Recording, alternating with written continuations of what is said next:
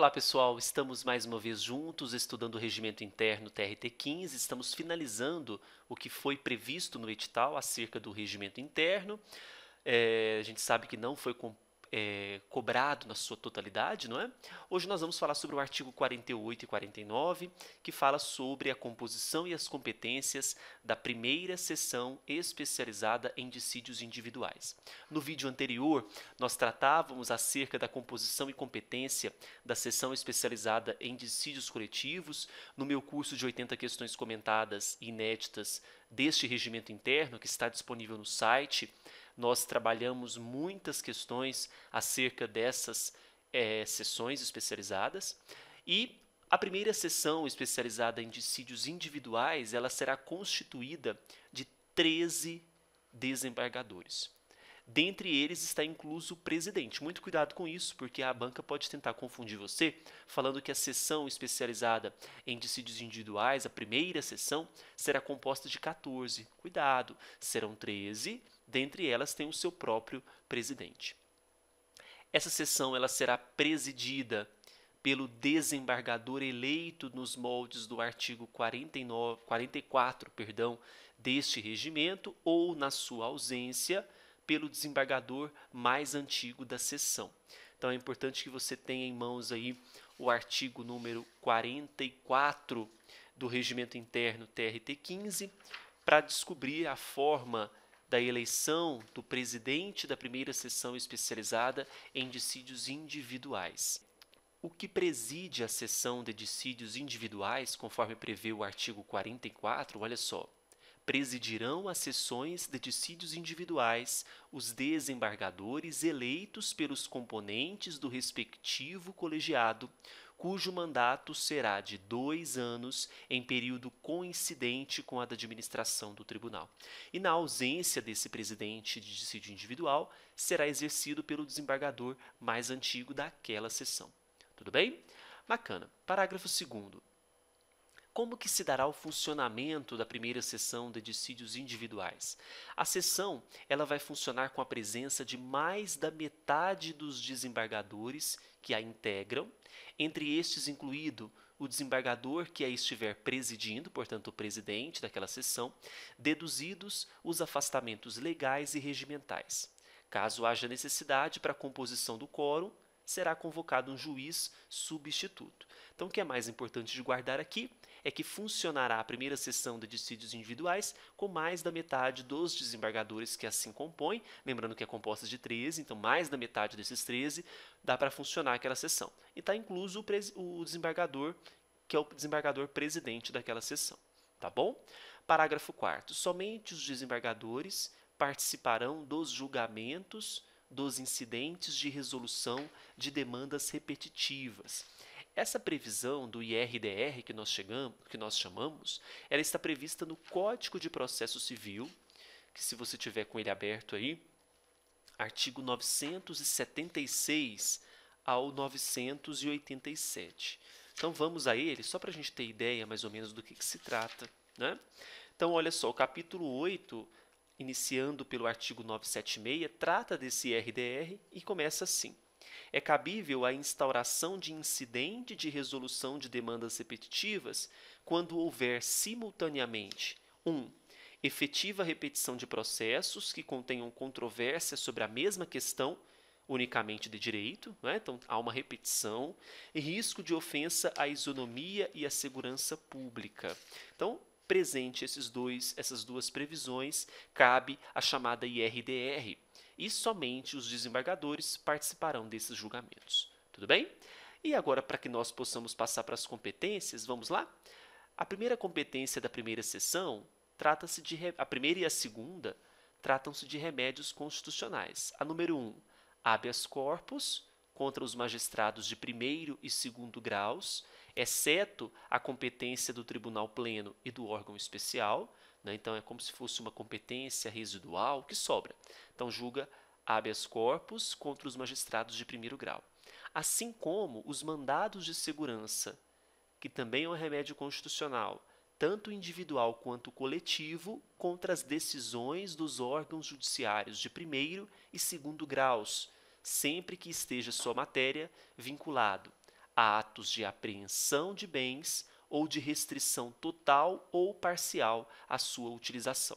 Mais uma vez, tratando-se de competência residual, porque veja o finalzinho. Ressalvadas as hipóteses de competência do tribunal pleno, do órgão especial e também da seção de dissídios coletivos. 3. Os conflitos de competência entre os juízes de primeiro grau. Então, há um conflito, seja ele positivo ou negativo, declarando a competência ou se negando aquela competência, mas de juiz de primeiro grau. 4. Agravos internos e regimentais. Regimentais não, porque nós não temos mais essa previsão de agravo regimental, porque regimento interno não ocasiona recurso, não é? Os agravos internos, que nós podemos, então, estar previstos lá no artigo 1021, olha só o que prevê o artigo 1021. Fique com o Código de Processo Civil aberto, que é importante, tá? O agravo interno. Contra a decisão proferida por um relator, que é o responsável por um processo, cabe agravo interno para o respectivo órgão colegiado, observadas, quanto ao processamento, as regras do regimento interno do tribunal. Então, agravo interno também cabe à sede 1, não é? que vai atacar uma decisão do relator, jogando essa decisão para um órgão colegiado. 5. Exceções de suspeição ou impedimento arguídas contra a própria sessão ou qualquer dos seus integrantes. Sobre as exceções de suspeição ou impedimento, está no artigo 146 do nosso Código de Processo Civil. Então, olha só o que prevê o artigo 146. Ele diz o seguinte... Cadê? Achei. No prazo de 15 dias, a contar do conhecimento do fato, a parte alegará o impedimento ou a suspeição em petição específica dirigida ao juiz do processo, na qual indicará o fundamento de recusa, podendo instruí-la com documentos em que se fundar a alegação e com rol de testemunhas. Então, se houver uma suspeição ou impedimento e as causas de impedimento, por exemplo, estão dispostas nos artigos 146 ao 148. Quando você tiver a oportunidade, leia essas causas, apesar que você que está estudando para técnico, não prevendo o Código de Processo Civil no seu edital, não tem importância, porque quando cobra regimento interno, é literalidade. Então, guarde que exceção de suspeição ou impedimento cabe à seção também especializada em dissídios individuais. 6. Exceções de incompetência. Essa nomenclatura não se usa mais, né, de acordo com o Código de Processo Civil. No artigo 64 a 66, nós podemos observar o artigo 64. A incompetência, seja ela absoluta ou relativa, será alegada como questão preliminar de contestação. Então, não se fala mais exceção de incompetência, porque nós colocamos no mesmo barco uma incompetência absoluta ou relativa que será alegada na preliminar de incompetência, na preliminar de contestação. Então, o artigo aqui que justifica no Código de Processo Civil é o 64. Tá? 7. Os embargos de declaração opostos aos seus próprios acórdãos dessa seção, desse órgão colegiado. Os embargos de declaração estão no artigo 1022. Quero fazer a leitura para vocês, pelo menos do início, né, desse embargo de declaração. Olha, então anote aí, artigo 1022. Cabem embargos de declaração contra qualquer decisão judicial para esclarecer obscuridade ou eliminar contradição, suprir omissão de ponto ou questão sobre o qual devia se pronunciar e corrigir erro material. Tá? 8º. As habilitações incidentes e arguições de falsidade em processos pendentes de sua decisão. Essas habilitações incidentes é quando eu tenho uma sucessão processual com a morte de uma das partes daquele processo. Né? Então, eu tenho que habilitar uma outra parte para substituir. E as arguições de falsidade que estão previstas no artigo 430 a 433. Olha, a arguição de falsidade no artigo 430, prevendo que a falsidade deverá ser suscitada na contestação, na réplica ou no prazo de 15 dias, contado a partir da intimação da juntada do documento aos autos. Falsidade material, quando se trata de um documento que foi imposto dentro de um processo, então eu vou arguir a falsidade daquele documento. Então cabe também a esse órgão colegiado julgar essas arguições de falsidade. 9. Restaurações de autos de sua própria competência. Então a gente pega, por exemplo, os dos artigos 712, que diz o seguinte: verificado o desaparecimento dos autos, eletrônicos ou não, pode o juiz de ofício, qualquer das partes ou Ministério Público, se for o caso, promover-lhes a restauração. Então, vimos aqui a previsão para essa restauração de autos, é uma previsão do Código de Processo Civil, dos artigos 712 ao 718.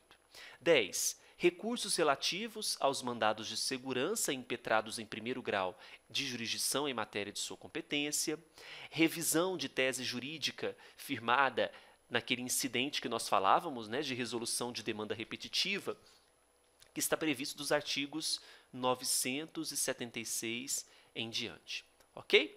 Essas são as competências da seção especializada em dissídios individuais, a primeira seção.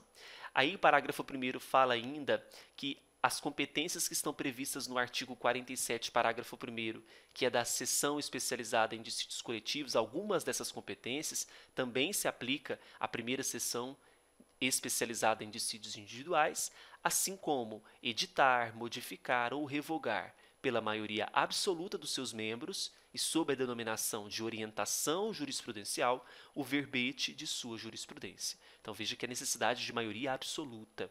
E o parágrafo 2º, os conflitos de atribuições entre os integrantes da seção serão decididos pelo presidente ou, na sua ausência, pelo seu substituto. Então, não confunda, aqui nós temos conflitos de atribuições que serão resolvidos pelo presidente e nós temos conflitos de competência entre juízes de primeiro grau que será resolvido pela primeira seção de dissídios individuais. Não confunda essas duas competências, e isso a banca pode trazer para você e você ficar confuso. Anote aí, grife no seu material. A gente encerra, portanto, com o artigo 49. Amanhã nós voltamos, dando prosseguimento aos estudos do regimento interno. Tchau, tchau.